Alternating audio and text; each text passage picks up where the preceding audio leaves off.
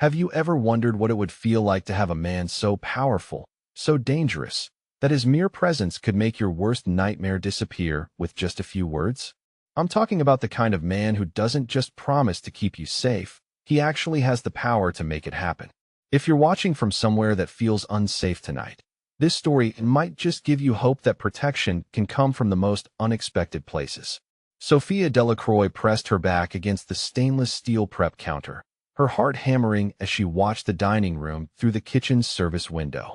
The upscale Italian restaurant Bella Notte buzzed with its usual Tuesday evening crowd, but she couldn't shake the feeling that someone was watching her. At 24, she'd learned to trust her instincts about danger, and right now every nerve in her body screamed that something was wrong. She'd been working double shifts for 3 weeks now, picking up every available hour to build her escape fund. The tips were good here in Little Italy, especially when she served the well-dressed businessmen who frequented the place. Men who spoke in low voices, who commanded respect from everyone around them, who left $100 tips on $80 meals. Men like the one sitting at table 7. Dante Romano had been coming in twice a week for the past month, always alone, always impeccably dressed in suits that probably cost more than she made in 6 months. He was probably in his early 30s, tall with dark hair and the kind of olive skin that suggested Italian heritage. His eyes were the most striking thing about him, a deep green-gray that seemed to see everything, miss nothing. When he looked at her, which he did more often than strictly necessary for their professional interaction, she felt exposed in a way that was both uncomfortable and oddly thrilling. Tonight he'd ordered his usual osso buco with a glass of Barolo, and she'd served him with the same careful professionalism she showed all customers. But there had been something different in the way he'd looked at her this time, a slight frown creasing his brow, as if he'd noticed something that concerned him. His fingers had brushed hers when she'd set down his wine glass, and the contact had sent an unexpected jolt of warmth up her arm. She shouldn't be thinking about customers this way, especially not customers like him. Everything about Dante Romano suggested he was exactly the kind of man she should avoid. Powerful men were dangerous. She knew that better than most. The kitchen doors swung open and Marco, the head waiter, stuck his head in. His face was pale, his usual confident demeanor replaced by obvious nervousness. "There's someone here asking for you," he said quietly. "Guy at the bar. Says he knows you." Sophia's blood turned to ice. She didn't have to ask who it was. Only one person would show up at her workplace uninvited, and the fact that Marco looked scared told her everything she needed to know about Trevor's current mood. "I can tell him you already left," Marco offered, but his voice lacked conviction. They both knew that would only make things worse later. "No," she said, surprised by how steady her voice sounded. "I'll handle it." But as she pushed through the kitchen doors into the main dining room, her hands were already shaking. Trevor was exactly where Marco had said he'd be, leaning against the bar with that familiar possessive stance that had once made her feel protected and now made her skin crawl. He was wearing the same leather jacket he'd had for years, his dirty blonde hair longer than when she'd last seen him, his pale blue eyes scanning the room like he owned it. Their eyes met across the restaurant, and his face split into the smile that had once charmed her and now sent terror racing down her spine. He'd found her again. After 6 months of careful hiding, of working cash jobs and avoiding her old haunts, he'd tracked her down. She should have known better than to think she could stay hidden forever. "Sophia, baby," he called out, his voice carrying across the dining room loud enough to make several customers look up from their meals. "There you are. I've been looking everywhere for you." She forced herself to walk toward him, hyper-aware of the other diners watching, of the potential for a scene that could cost her this job too. Trevor thrived on public confrontations, knowing she'd do almost anything to avoid causing a disturbance that might get her fired. "What are you doing here, Trevor?"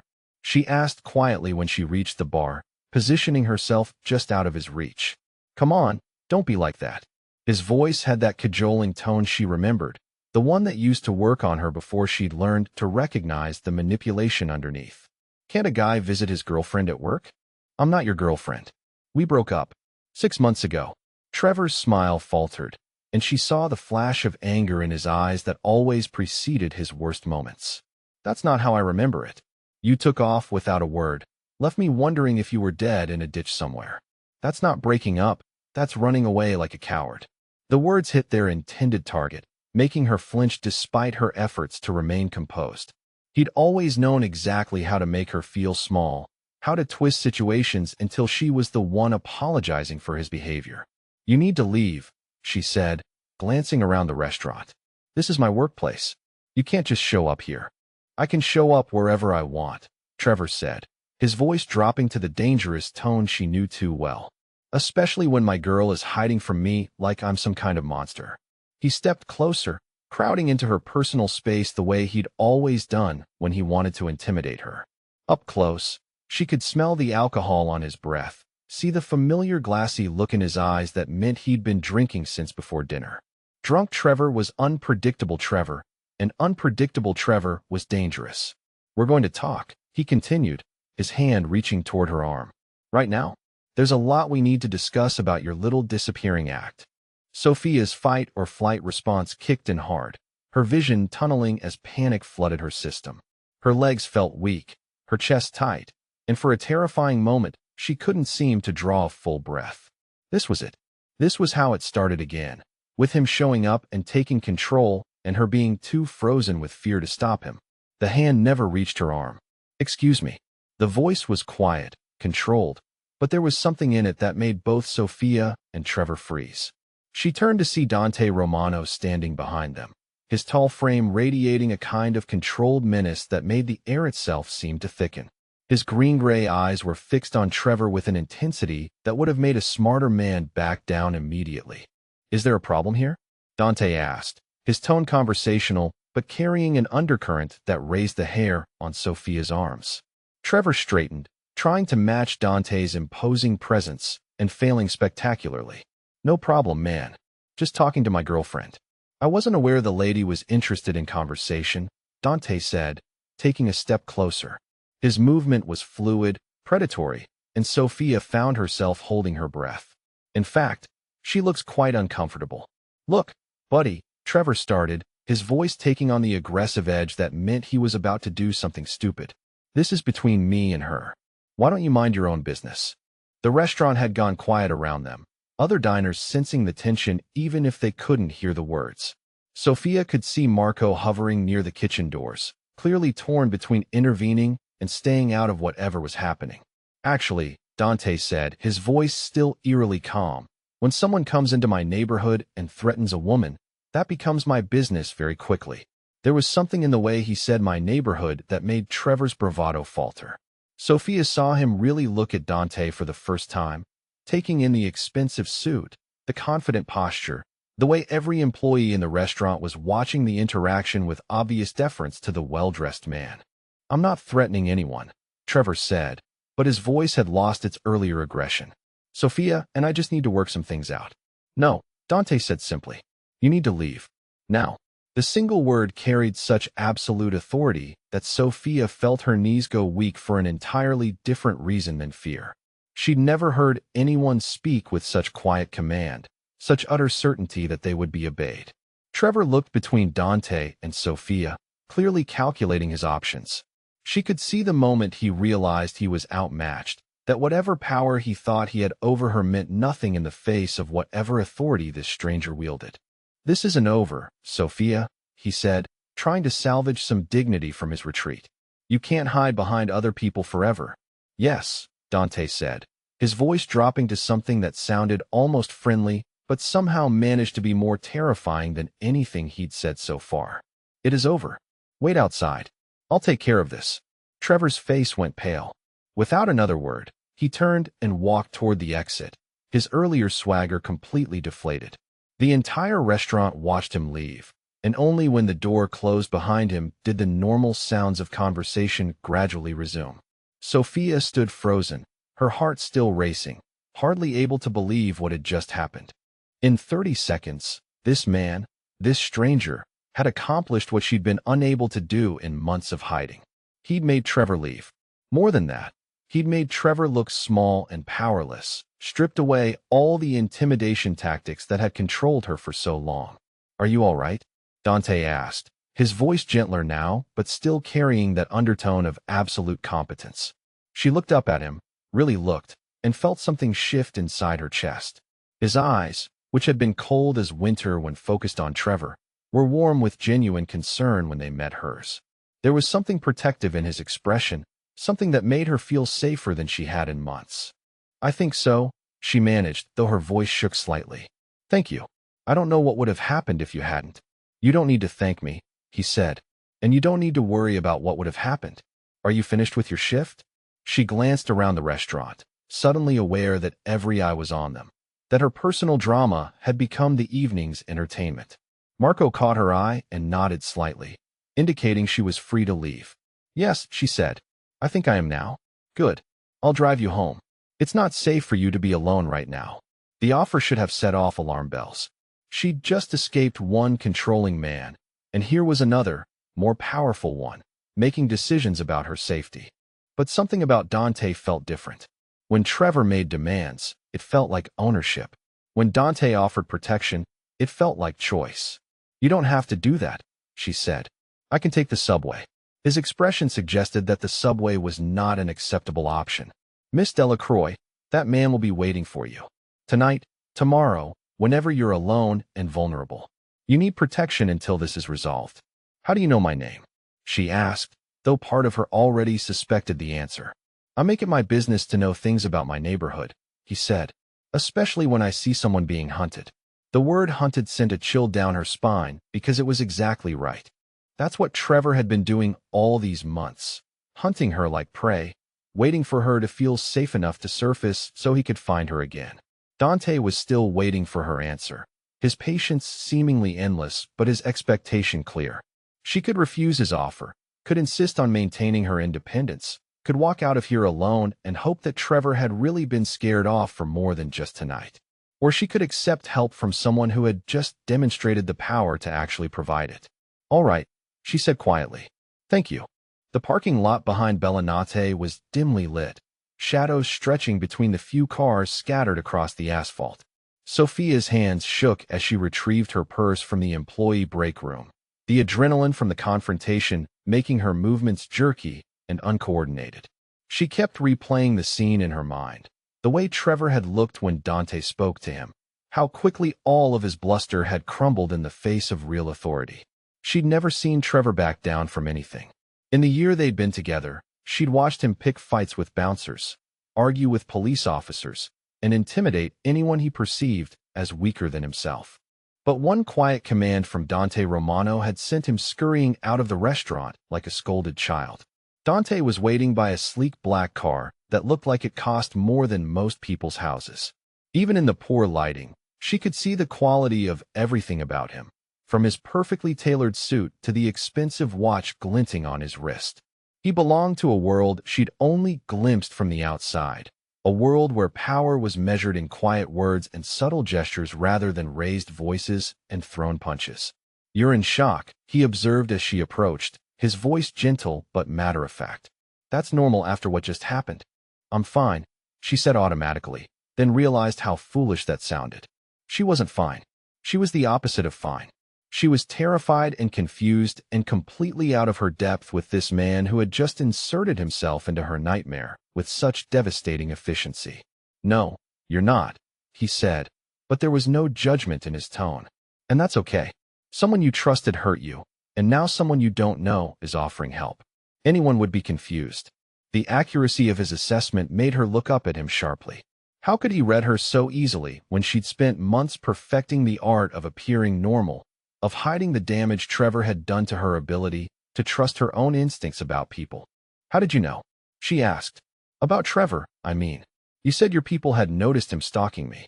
Dante opened the passenger door of his car, the gesture somehow managing to be both courteous and commanding.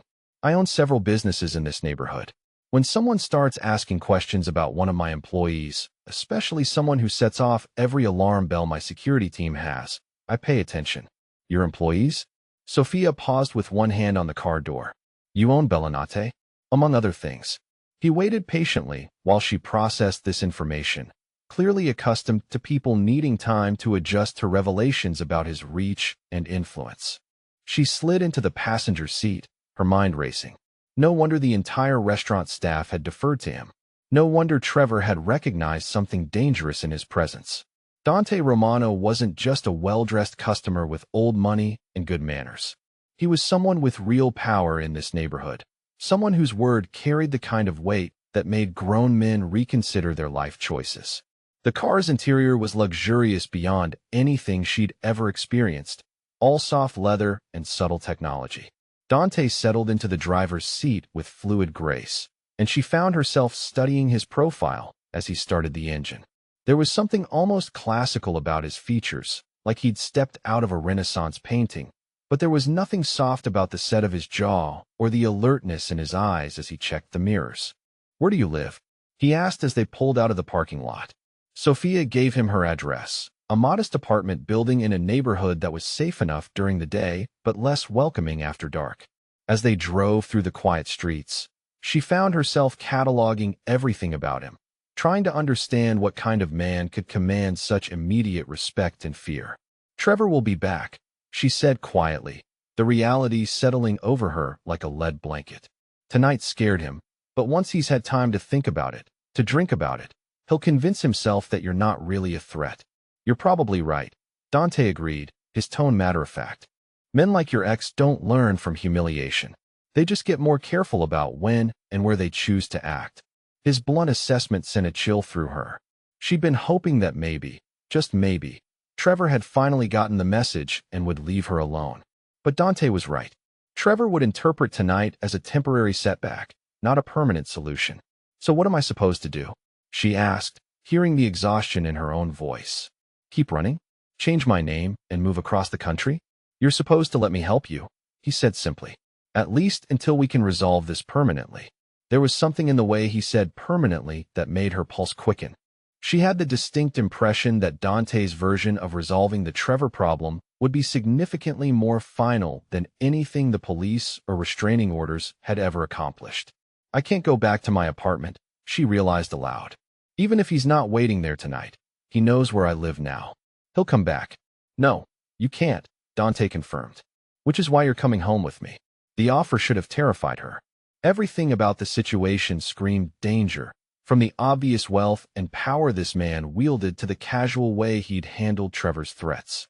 She was getting into a car with a stranger, a man who commanded fear and respect in equal measure, a man whose business interests apparently extended far beyond restaurant ownership. But as they pulled up to a sleek high-rise building in the most expensive part of the city, all she felt was relief. For the first time in months, she was with someone who could actually protect her, someone Trevor wouldn't dare confront directly. The building's doorman greeted Dante by name, his deference obvious as he held the door open. The lobby was all marble and crystal, the kind of understated elegance that whispered of serious money. Sophia felt underdressed in her work uniform, hyper-aware of how out of place she must look in this rarefied environment. The penthouse elevator required a key card, which Dante produced from his jacket pocket. As they rose silently toward the top floor, Sophia found herself studying their reflection in the mirrored walls. They looked like characters from different stories, she in her practical black slacks and white shirt, he in his perfectly tailored suit that probably cost more than she made in 3 months. "This is temporary," she said, more to herself than to him. "I just need a few days to figure out what to do next." "Take whatever time you need," he said, his voice gentle but firm. "Your safety is not negotiable." The elevator opened directly into his apartment, and Sophia's breath caught in her throat. The space was enormous, all floor-to-ceiling windows and modern furniture, with a view of the city that stretched to the horizon. Everything was beautiful and expensive and completely overwhelming. "I can't stay here," she said, panic suddenly rising in her chest. "This is too much. I don't belong in a place like this." Dante turned to face her fully, his green-gray eyes serious. "Listen to me carefully, Sophia. You belong anywhere you choose to be. Your ex made you feel small and worthless because small and worthless people are easier to control. But you're neither of those things, and it's time you remembered that." The words hit her like a physical blow, cutting through months of carefully constructed walls. How could he see so clearly what Trevor had done to her? How he'd systematically eroded her sense of self-worth until she believed she deserved the treatment she received. "The guest room is down the hall," he continued, his voice returning to its earlier gentleness. "It has its own bathroom and a lock on the door. You're safe here, and you're free to leave whenever you choose. But while you're under my roof, no one will hurt you. That's a promise I intend to keep." Looking up at him, seeing the absolute certainty in his expression, Sophia felt something she hadn't experienced in almost a year. For the first time since Trevor's behavior had turned from protective to possessive to outright abusive, she felt genuinely safe. Not just physically safe, but emotionally safe, like she was with someone who would never use his power to make her feel small or afraid. "Thank you," she whispered, and meant it with every fiber of her being. Dante nodded once, as if the matter was settled, then moved toward the kitchen. "Are you hungry? It's been a long night, and you should eat something." As she followed him into the gleaming kitchen, Sophia realized that for the first time in months, the tight knot of constant anxiety in her chest had begun to loosen. She was safe. She was protected. And for tonight, that was enough. Sophia woke to sunlight streaming through windows she didn't recognize, her heart immediately racing until the events of the previous night came flooding back. She was safe. She was in Dante's guest room, surrounded by luxury she'd never experienced. And for the first time in 8 months, she'd slept through the entire night without jerking awake at every small sound. The bed was enormous, probably larger than her entire bedroom at home, with sheets so soft they felt like silk against her skin. She'd never slept in Egyptian cotton before, hadn't even known such comfort existed. Everything about this room spoke of wealth so casual it took her breath away, from the original artwork on the walls to the marble-topped nightstand that probably cost more than her monthly rent. But more than the luxury, what struck her was the peace. There were no footsteps in the hallway that might belong to Trevor, no sounds that could signal danger approaching. The tight knot of anxiety that had lived in her chest for months had loosened to the point where she'd forgotten it was there.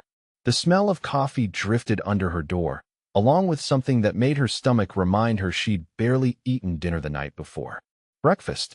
Someone was making breakfast, and the someone was undoubtedly the man who'd taken her safety into his own hands with such devastating efficiency. She found clothes folded on the chair by the window, clearly placed there while she'd slept. A soft gray sweater that looked expensive, dark jeans that appeared to be exactly her size, and undergarments still in their packaging from what was obviously a high-end boutique. The thoughtfulness of the gesture, the care taken to ensure her comfort and dignity, brought unexpected tears to her eyes. When had anyone last taken care of her needs without being asked? When had anyone noticed what she required and simply provided it without making her feel like a burden or an obligation? She dressed quickly, surprised by how perfectly everything fit. The sweater was cashmere, incredibly soft against her skin, and the jeans were better quality than anything she'd ever owned. Looking at herself in the full-length mirror, she almost didn't recognize the woman staring back. Without the stress lines that had become permanent fixtures around her eyes, without the careful way she held her shoulders in anticipation of criticism or anger, she looked younger, healthier, more like the person she'd been before Trevor had systematically convinced her she was worthless. The kitchen was even more impressive in daylight, all gleaming surfaces and professional-grade equipment. Dante stood at the stove with his back to her, no longer in his expensive suit, but wearing dark jeans and a simple white button-down that somehow made him look more dangerous rather than less. There was something about seeing him in casual clothes that felt intimate, like she was glimpsing the man behind the carefully constructed facade of power and control.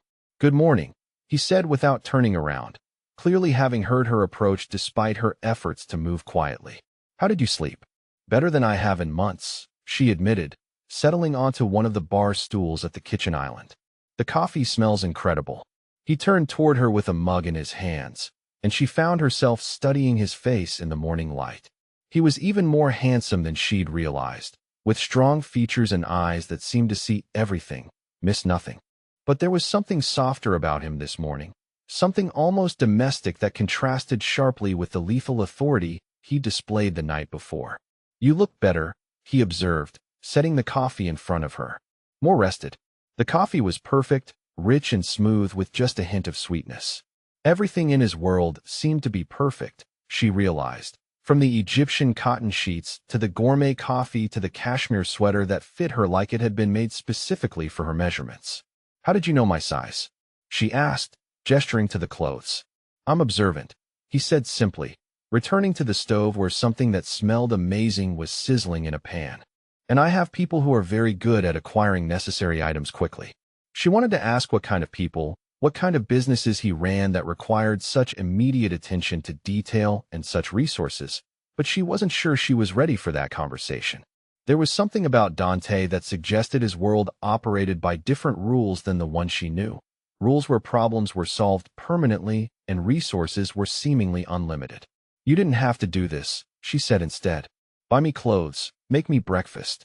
I could have figured something out. He turned to face her fully, his expression serious. Sophia, when was the last time someone took care of you without expecting something in return? The question hit her like a physical blow. She couldn't remember. Even before Trevor, even in her family, care had always come with conditions, with expectations of gratitude and reciprocation that sometimes felt more burdensome than helpful. I can see the answer in your face, Dante said gently, turning back to the stove. That's exactly why I'm doing this. Because you deserve to be cared for, and because you've clearly forgotten that basic truth. He plated what turned out to be the most perfect eggs Benedict she'd ever seen. The hollandaise sauce clearly made from scratch, the English muffins perfectly toasted. When he set the plate in front of her, she had to blink back tears at the simple kindness of it. Tell me about him, Dante said, settling beside her with his own plate. Your ex. How long were you together? A year, she said, taking a bite of the eggs and trying not to moan at how good they tasted. It started out wonderful. He was charming and attentive and protective. I thought I'd found someone who genuinely cared about me. Dante's jaw tightened slightly, but his voice remained calm. When did it change? Gradually, she said, setting down her fork as her appetite disappeared. It wasn't like he woke up one day and decided to become abusive. It was small things at first. Comments about my friends, suggestions about what I should wear, opinions about my job. He made it sound like he was looking out for me, like he knew better than I did what was good for me. The classic pattern, Dante murmured, his voice carrying a note of controlled fury that made her look at him sharply. You know about this stuff?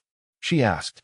I know about men who use their strength to hurt instead of protect, he said, his eyes dark with something that might have been personal experience.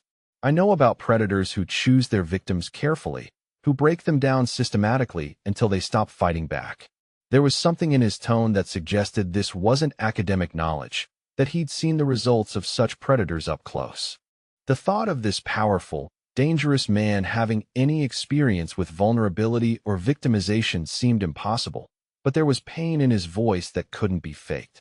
It got worse after I moved in with him, she continued, finding it easier to talk about with someone who clearly understood the dynamics involved. He started monitoring my phone calls, deciding which friends I could see, controlling our finances. If I complained, he'd tell me I was being ungrateful, that he was the only one who truly cared about me. Dante's hands had clenched into fists on the counter, though his expression remained carefully controlled. The contrast between his obvious rage and his gentle handling of her was striking. Here was a man who clearly had the capacity for violence, but who was directing all of that protective fury away from her and toward the person who'd hurt her. When did it become physical? He asked quietly. About 6 months in, she said, her voice barely above a whisper. I'd made plans to meet an old friend for coffee without asking his permission first. He said I was disrespecting him, that I needed to learn to consider his feelings. He grabbed my wrist hard enough to leave bruises. Show me, Dante said, his voice deadly quiet. Sophia hesitated, then rolled up the sleeve of the cashmere sweater. The bruises from Trevor's grip the night before were clearly visible, dark purple marks in the shape of fingers wrapped around her wrist. She heard Dante's sharp intake of breath, saw his eyes go cold in a way that made her suddenly very glad she wasn't Trevor. He did this last night, Dante asked, his voice carrying such controlled menace that she shivered. When he tried to grab me at the restaurant, she confirmed. It's nothing compared to what he's done before. Dante reached toward her wrist, then stopped, his hand hovering inches from her skin. May I? He asked, and something about the careful way he sought her consent, the respect for her autonomy even in this small gesture, brought tears to her eyes. She nodded, and he took her hand in both of his with such gentle care that it made her chest tight with emotion. His fingers were warm and calloused, speaking of physical work despite his obvious wealth. and his touch was so different from Trevor's grabbing, possessive handling that it made her breath catch. "This will not happen again," he said, his thumbs tracing carefully around the bruises without actually touching them. "I give you my word." "You can't be with me all the time," she said, though part of her wished he could be. "Trevor's patient. He'll wait until you're not around." "Actually, I can arrange for protection," Dante said, releasing her hand but maintaining eye contact. "I have people who are very good at making sure threats don't materialize." "What kind of people?" she asked, though she wasn't sure she wanted to know the answer.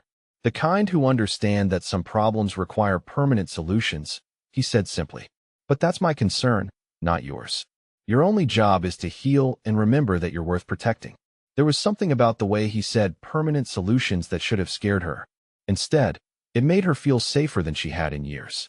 This man, this dangerous, powerful man, was offering to eliminate the threat that had controlled her life for months. He was offering to give her back her freedom. "Why?" she asked. "Why are you helping me? You don't even know me." Dante was quiet for a long moment, studying her face as if trying to decide how much truth to share. "Because when I saw you serving tables, you reminded me of someone I failed to protect once. Because you have strength you don't even recognize, and it's been beaten down by someone who should have treasured it. And because," he paused, his green-gray eyes intensely focused on hers, "because something about you makes me want to be the kind of man who keeps you safe." The admission hung in the air between them, loaded with implications neither of them was ready to address. Sophia felt her heart rate increase, but not from fear this time. From attraction, from the recognition that this incredibly powerful man saw something in her worth protecting, worth caring for. "I should go to work today," she said, though the thought of leaving this safe space made her stomach clench with anxiety. "Not alone," Dante said firmly. "I'll have someone escort you. Someone who'll stay close enough to intervene if your ex makes another appearance." "A bodyguard?" she asked, the concept so foreign to her world that she could hardly process it. "Call it whatever makes you comfortable," he said with a slight smile. "But you're not facing this alone anymore. That's not negotiable." As they finished breakfast together, Sophia found herself studying this man who'd inserted himself into her life with such devastating efficiency. There was something almost overwhelming about being the focus of such intense protection, such careful attention. She'd spent so long being made to feel worthless that having someone treat her as if she were precious felt almost surreal. But as the morning progressed, as they shared comfortable conversation and he told her stories about growing up in this neighborhood, she found herself relaxing in ways she'd forgotten were possible. When he made a dry observation about the restaurant's head chef's temperamental kitchen meltdowns, she laughed for the first time in months, a real laugh that came from genuine amusement rather than nervous deflection. The sound seemed to affect him deeply, his eyes softening as he watched her, and she realized that whatever was happening between them was mutual. This wasn't just protection he was offering. This was care, attention, the beginnings of something neither of them was quite ready to name, but both were clearly feeling. By evening, as they shared dinner in his apartment, and she found herself completely at ease in his company, Sophia realized her life had fundamentally changed. She was no longer the frightened woman hiding from her abusive ex. She was someone worth protecting, someone worthy of kindness and care, someone whose laughter could make a powerful man's eyes light up with something that looked very much like the beginnings of love. 3 days had passed since Sophia had moved into Dante's guest room. 3 days of careful routine that had begun to feel almost normal. She worked her shifts at Bellinate with Marco, one of Dante's men, positioned discreetly at the bar where he could watch the entire dining room. She ate breakfast and dinner with Dante, sharing conversations that revealed glimpses of the intelligent, surprisingly gentle man beneath the dangerous exterior. And she slept peacefully for the first time in months, secure in the knowledge that she was protected. The illusion of safety shattered on Thursday afternoon when Marco appeared at her station during the lunch rush, his face grim with barely controlled anger. "He's back," he said quietly, his hand moving automatically to something concealed beneath his jacket. "Your ex. He's across the street, watching the restaurant." Sophia's hands began to shake so badly she had to set down the water pitcher before she dropped it. She'd known this moment would come, had been waiting for it despite the peaceful routine she'd begun to embrace. Trevor didn't give up easily.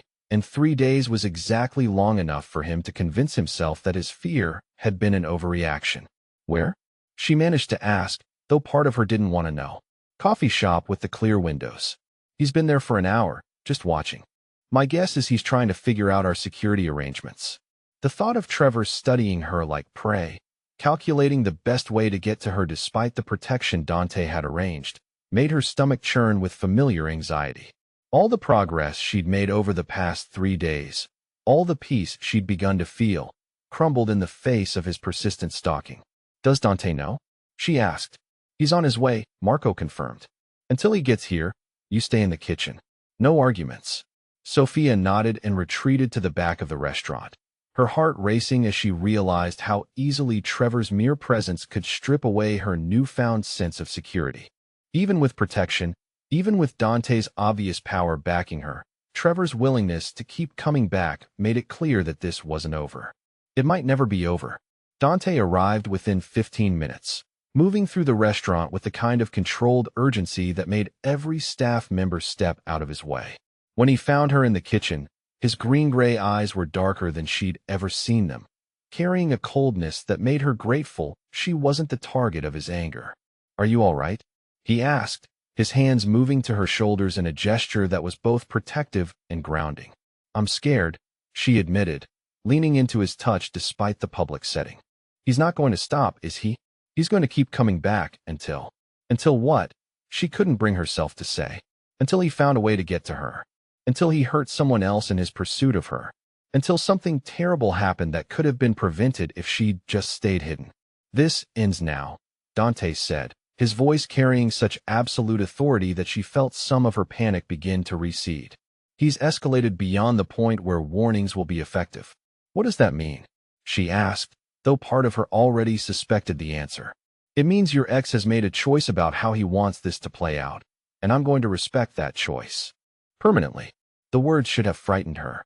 The casual way Dante discussed permanent solutions to human problems should have sent her running from this apartment. This protection. This man whose world operated by rules she didn't understand. Instead, she felt relief so profound it made her knees weak. For the first time since Trevor had reappeared in her life, someone was talking about actually ending the threat rather than just managing it.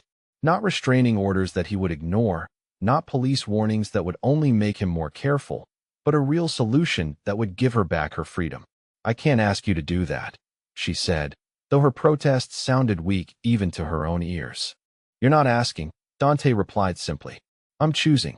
The question is whether you're comfortable with my methods. She studied his face, taking in the controlled fury in his expression, the absolute certainty that he could and would eliminate the threat Trevor posed. This was the man whose quiet command had sent her ex slinking out of the restaurant 3 nights ago, whose mere presence commanded fear and respect throughout the neighborhood. If anyone had the power to end Trevor's stalking permanently, it was Dante Romano. Yes, she said quietly. I'm comfortable with whatever it takes to make this stop. Something shifted in Dante's expression, a flash of satisfaction mixed with what might have been surprise. He'd expected her to protest, she realized. Expected her to cling to legal solutions and moral objections even as those same solutions failed to protect her. Good, he said, his hands sliding from her shoulders to frame her face gently. You're going to come home with me now, and you're going to stay close until this is resolved. No more restaurant shifts, no more public appearances. Can you handle that? The thought of being completely confined, even in the luxury of his penthouse, made claustrophobic panic rise in her chest. She'd spent months hiding from Trevor, arranging her entire life around avoiding him, and now she was back to hiding again. But this time, she wasn't hiding alone. For how long? She asked. However long it takes, he said. A few days, maybe a week. But when it's over for good. The drive back to his apartment was quiet, both of them lost in their own thoughts. Sophia found herself studying Dante's profile as he navigated through traffic, noting the tension in his jaw and the way his hands gripped the steering wheel. He was angry, she realized, truly angry in a way that suggested Trevor's continued harassment had crossed some line that couldn't be uncrossed. That evening, after a dinner neither of them had much appetite for, Dante poured himself a glass of whiskey and settled beside her on the living room sofa. The city spread out before them through the floor-to-ceiling windows, all lights and movement that somehow emphasized how isolated they were in this luxurious space high above the world. "Tell me about your family," she said, needing distraction from her own spiraling thoughts. "You mentioned growing up in the neighborhood." Dante took a sip of his whiskey, considering her question with the careful deliberation she'd come to recognize as characteristic of him. "My father died when I was 15, he said finally. "Lung cancer, from smoking 3 packs a day for 20 years. He left behind a restaurant that was failing and debts to some very dangerous people." She waited, sensing there was more to the story, important details that would help her understand how a teenager from Little Italy had become the man sitting beside her now. "I had choices to make," he continued. "I could let my mother lose everything and probably get hurt in the process, or I could find a way to pay those debts and keep the restaurant running. The legal options weren't viable. So you chose illegal ones," she said, not making it a question. "I chose effective ones," he corrected. "I learned that sometimes protecting the people you care about requires operating outside conventional boundaries. I got very good at it." His matter-of-fact tone couldn't hide the weight of those early decisions, the way a 15-year-old boy had been forced to grow up overnight and enter a world where survival required skills most people never developed. The boy who'd made those choices had become the man who could eliminate threats with quiet authority, who commanded resources and loyalty that seemed unlimited. "Do you regret it?" she asked. "The path you chose?" "I regret that it was necessary," he said, setting down his glass and turning to face her fully. "But I don't regret protecting my family. I don't regret learning how to solve problems that can't be solved legally. And I don't regret being in a position to protect you." The intensity in his voice when he said those last words made her breath catch. There was something in his expression that went beyond professional protection, beyond the kind of help one stranger offered another. This was personal for him in ways that had nothing to do with neighborhood responsibility or business interests. "You're different from other people I've protected," he said quietly, confirming her suspicions.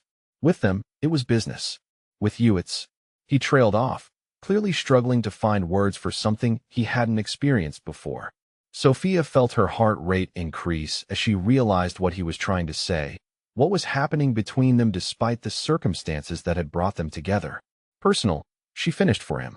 "Very personal," he agreed, his green-gray eyes searching her face. "Which complicates things considerably." The admission hung in the air between them, loaded with implications that both thrilled and terrified her. She was falling for him, she realized. This dangerous, powerful man who'd inserted himself into her life with such devastating efficiency was becoming something more than her protector. He was becoming someone she could imagine building a life with, someone whose presence made her feel not just safe, but genuinely happy. "I feel the same way," she said quietly, watching his pupils dilate at her confession. "I shouldn't, considering everything that's happening, but I do." Dante's hand came up to cup her cheek, his thumb stroking gently across her skin in a gesture so tender it made her chest tight with emotion. For a moment, they sat frozen like that, the attraction that had been building between them for days finally acknowledged and hanging heavy in the air. Then his phone rang, the sharp sound cutting through the intimate moment like a knife. Dante's expression shifted immediately back to business mode as he checked the display. "I have to take this," he said apologetically, but something in his tone suggested the call wasn't entirely unwelcome. It was probably about Trevor, about the permanent solution they'd discussed earlier. As he stepped into his home office to take the call, Sophia remained on the sofa, her hand touching her cheek where his had been moments before. The almost kiss hung between them like a promise, a preview of intimacy that would have to wait until the threat hanging over her was eliminated. But for the first time since this nightmare had begun, she found herself looking forward to what came next rather than dreading it. When Trevor was no longer a threat, when the danger was past, and she could make choices based on what she wanted rather than what was safest, she knew exactly what choice she would make. She would choose Dante Romano, dangerous world and all. She would choose the man who'd shown her what it felt like to be protected and cherished rather than controlled and diminished. She would choose love, even if it came wrapped in violence and power she didn't fully understand. When he returned from his call 20 minutes later, his expression was satisfied in a way that suggested progress had been made, plans had been set in motion. "It's almost over," he said simply, settling beside her again and pulling her against his side with careful tenderness. "A few more days, and you'll be free. Free to choose what came next. Free to explore the feelings that had been building between them. Free to discover what it would be like to be loved by a man who had the power to keep his promises." She nestled into his embrace, feeling safer and more hopeful than she had in years. Whatever happened next, she wouldn't face it alone. And that made all the difference in the world. The attack came on Friday evening, just as Sophia was leaving Bellinate after what was supposed to be her final shift before the Trevor situation was resolved permanently.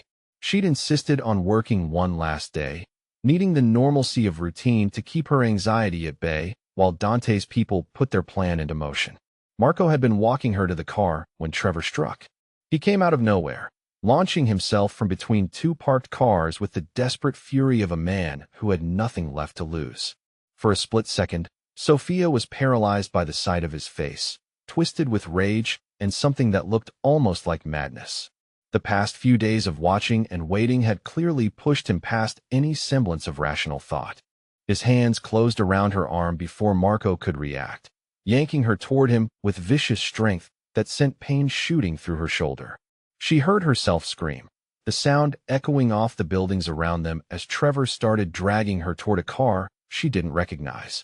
Then Dante was there, moving with a speed and lethal precision that took her breath away. One moment Trevor was pulling her toward his car, the next he was on the ground, Dante's hand wrapped around his throat with just enough pressure to cut off his air supply without killing him.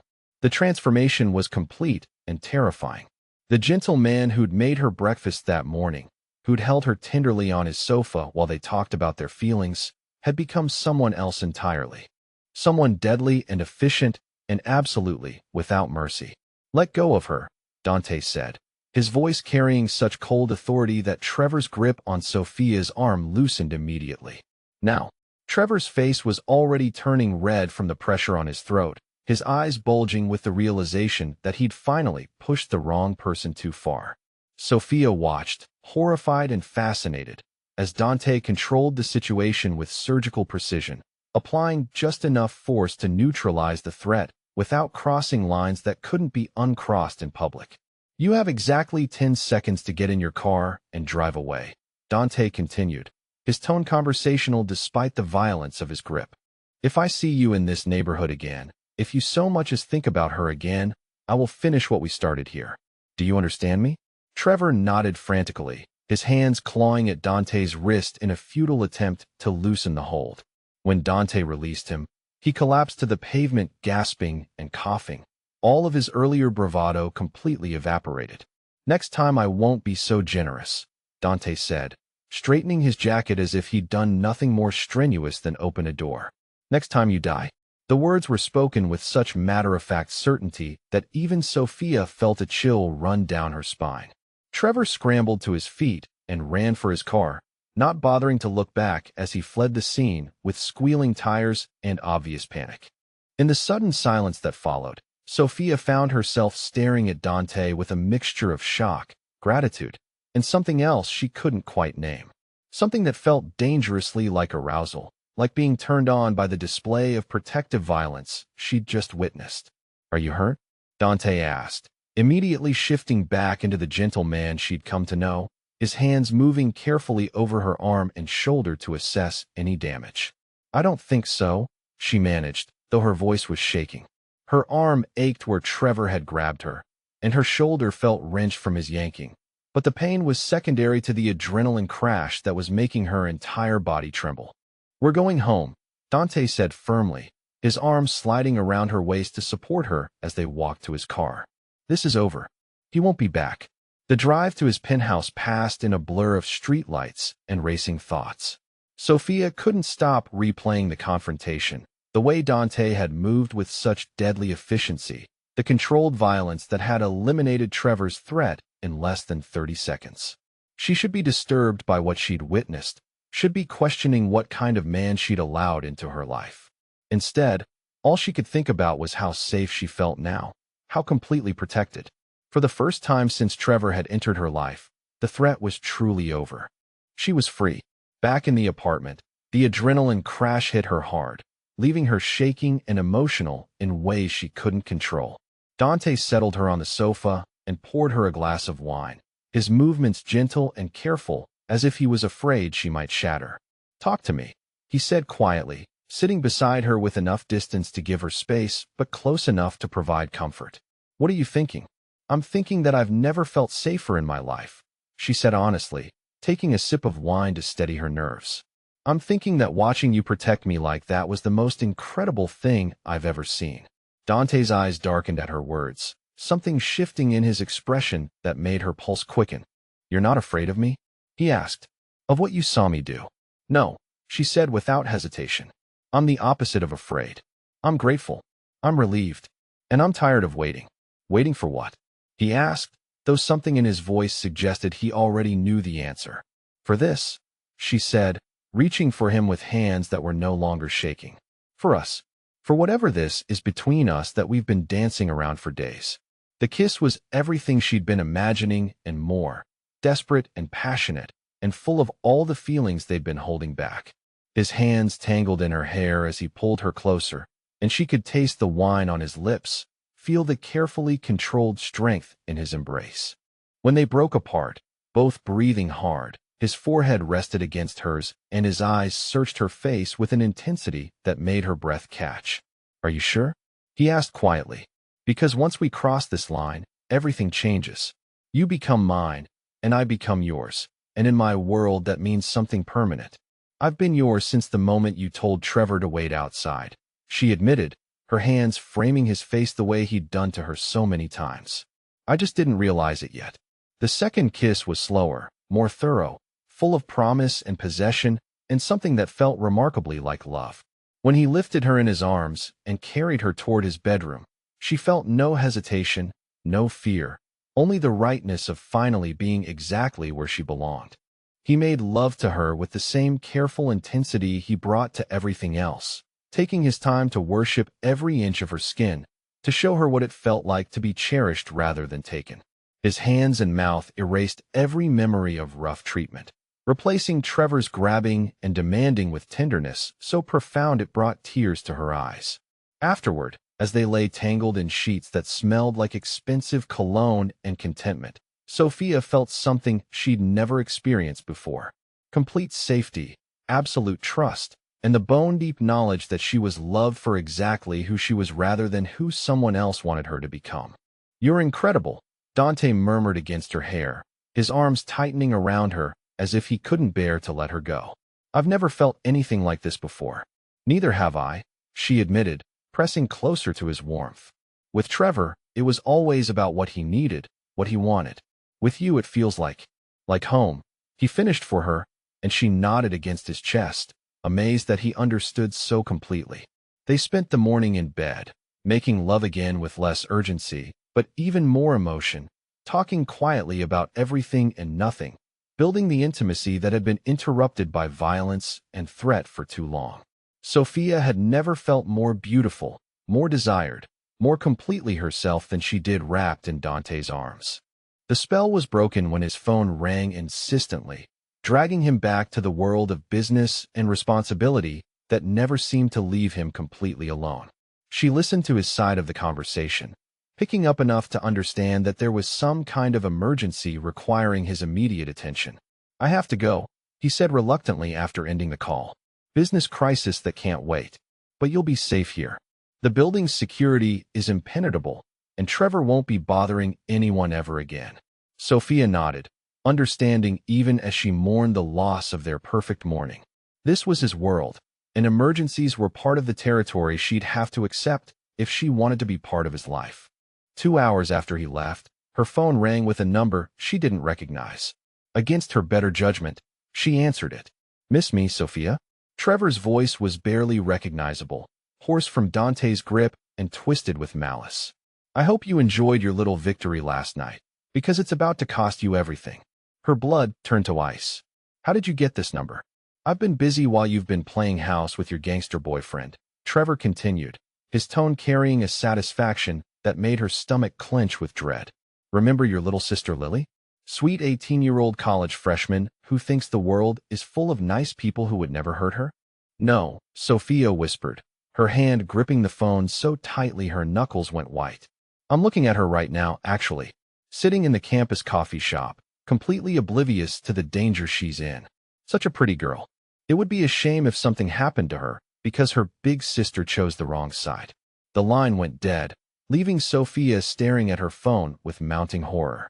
Trevor had escalated beyond anything she'd imagined, beyond threats to her personally to threats against the one person in the world she loved unconditionally. She was going to have to choose between her own safety and her sister's life. And they both knew exactly what choice she would make. Sophia stared at her phone for exactly 30 seconds after Trevor hung up, her mind racing through possibilities and finding only one acceptable option. He had her sister.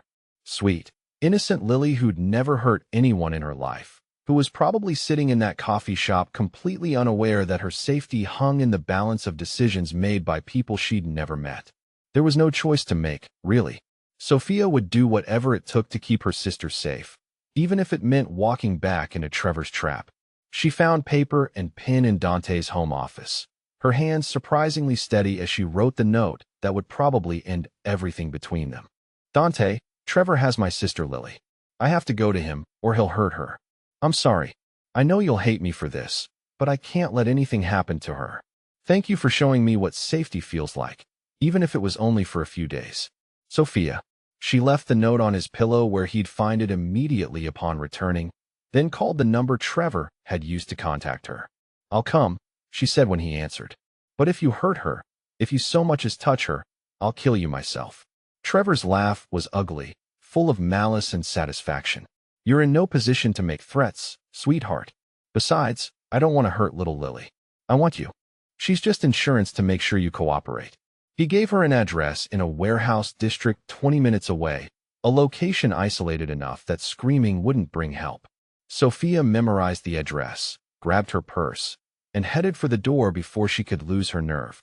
The warehouse was exactly as grim as she'd expected, all broken windows and graffiti tags, surrounded by empty lots that offered no chance of witnesses. Trevor's car was parked outside, and through one of the windows she could see movement that made her stomach clench with fear. Inside, the space was cavernous and filled with shadows that could hide anything.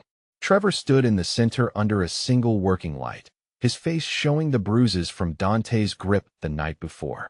But it was the figure tied to a chair beside him that made Sophia's breath catch in her throat. Lily looked terrified but unharmed, her wide brown eyes filling with tears of relief when she saw her sister. Her mouth was taped shut, her hands bound behind the chair, but she appeared physically uninjured. You came, Trevor said, his voice carrying surprised satisfaction. I wasn't sure you would. Thought maybe your new boyfriend had convinced you that some people were expendable. Let her go, Sophia said, walking toward them with careful steps. You have me now. You don't need her anymore. Oh, but I do, Trevor said, pulling out a knife that glinted in the harsh light. See, I've been thinking about this for days, about how to make sure you understand the consequences of running away from me. And I realize that just getting you back isn't enough. You need to learn what happens when you betray me. Fear slammed into her chest as she realized his plan went far beyond reclaiming her. This was about punishment, about making her watch him hurt the one person she loved most before he turned his attention to her. Trevor, please, she said, her voice breaking as desperation took hold. I'll do whatever you want. I'll come back to you. I'll never leave again. Just don't hurt her. Too late for bargaining, he said, stepping toward Lily with the knife raised. You made your choice when you let that gangster put his hands on me. Now you get to live with the consequences. The warehouse door exploded inward with a crash that echoed through the empty space like thunder. Dante swept in with 3 men behind him, all of them moving with military precision and deadly intent. His eyes swept the scene, taking in Lily tied to the chair, Trevor with the knife, and Sophia frozen between them. Step away from them, Dante commanded, his voice carrying such absolute authority that Trevor actually took a step backward before catching himself. Too late, Trevor said, but his voice shook with fear despite his bravado. She came to me willingly. She chose me over you. Actually, Dante said, advancing with predatory calm, she chose her sister's safety over her own, which is exactly what I expected her to do, and exactly why I've been tracking your every move since you left that coffee shop." Trevor's face went pale as he realized he'd been outmaneuvered, that his careful plan had been anticipated from the beginning. "Did you really think I'd let you disappear with leverage against her?" Dante continued, gesturing to his men, who began spreading out to surround Trevor. "Did you think I'd sit back and wait for you to hurt the woman I love?" The words hit Sophia like a physical blow. Love. He'd said it so simply, so matter-of-factly, as if it were an established truth rather than a confession made in the middle of a crisis. "You can't have her," Trevor said, desperation making his voice high and shrill. "She belongs to me. I had her first." "You never had her," Dante replied, his tone conversational despite the violence that hung in the air like a living thing. "You had a victim. I have a partner. There's a difference you're too pathetic to understand." Trevor's grip on the knife tightened, and for a moment Sophia thought he might actually be stupid enough to attack. Then reality seemed to penetrate his panic, and he looked around at the four armed men surrounding him with expressions that promised swift and permanent consequences for any aggressive move. "Drop the knife," Dante said quietly. "Step away from both of them, and maybe I'll let you walk out of here." But something in Trevor's eyes suggested he'd already given up on walking anywhere. The desperation of a cornered animal replaced his earlier bravado, and Sophia realized with horror that he was going to do something irreversibly stupid. "If I can't have her," Trevor snarled, raising the knife toward Lily, "then nobody can." He never got the chance to complete the motion. Dante moved faster than Sophia's eyes could track, covering the distance between them in the time it took her heart to beat once. The knife clattered to the concrete floor, followed immediately by Trevor himself. It was over in seconds, quick and efficient and final. Trevor wouldn't be threatening anyone ever again. Sophia ran to her sister, pulling the tape from her mouth and working frantically at the ropes that bound her hands. Lily collapsed into her arms sobbing, both of them shaking with relief and residual terror. "Are you hurt?" Sophia asked, running her hands over her sister's arms and face to check for injuries. "Did he touch you?" "No," Lily managed through her tears. "He grabbed me from the coffee shop and brought me here, but he didn't hurt me. He kept saying he was waiting for you." Dante appeared beside them with a knife to cut Lily's bonds, his movements gentle and careful despite the violence he'd just enacted. His eyes met Sophia's over her sister's head, and she saw her own emotional turmoil reflected in his expression.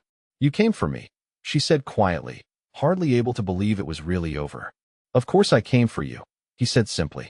"Did you think I wouldn't? I thought you'd hate me for leaving, for putting myself in danger after everything you did to keep me safe." Dante's hand came up to cup her cheek, his thumb stroking away tears she hadn't realized she was crying. "I could never hate you for protecting someone you love," he said. "That's one of the reasons I love you so much." There it was again, that word that changed everything. Love, spoken with such certainty that it made her chest tight with emotion. "I love you too," she whispered, the words feeling right and true and long overdue. "I think I have since that first night when you made Trevor leave the restaurant." Dante's smile was brilliant, transforming his face from its usual controlled mask into something open and vulnerable and completely beautiful. "Then we should probably discuss what comes next," he said. The next few hours passed in a blur of police statements and cleanup, Dante's people handling the practical details with efficiency that suggested they'd done this before. Lily was taken to a safe house where she could recover from her trauma, while Sophia handled the aftermath of her relationship with Trevor finally, permanently ending. That evening, back in the safety of Dante's apartment, Sophia found herself curled against his side on the sofa where they'd almost kissed what felt like a lifetime ago. Everything had changed in the space of a single day, all the careful boundaries they'd maintained swept away by crisis and confession. "I want to meet them," she said quietly, her fingers tracing patterns on his chest. "Your family, your people. If I'm going to be part of your world, I want to understand it." Dante's arms tightened around her, his satisfaction at her words evident in his expression. "They'll love you," he said. "My mother especially. She's been after me for years to find someone who could handle the life." Over the following weeks, Sophia discovered he was right. Dante's mother, Isabella, was a formidable woman in her 70s who took one look at Sophia and immediately began planning their wedding. His cousin Marco, who she realized had been protecting her at the restaurant long before Trevor's final appearance, welcomed her into the family with warmth and genuine affection. The proposal came 6 weeks after the warehouse confrontation, during a quiet dinner at their favorite restaurant. Dante didn't get down on one knee or make grand speeches.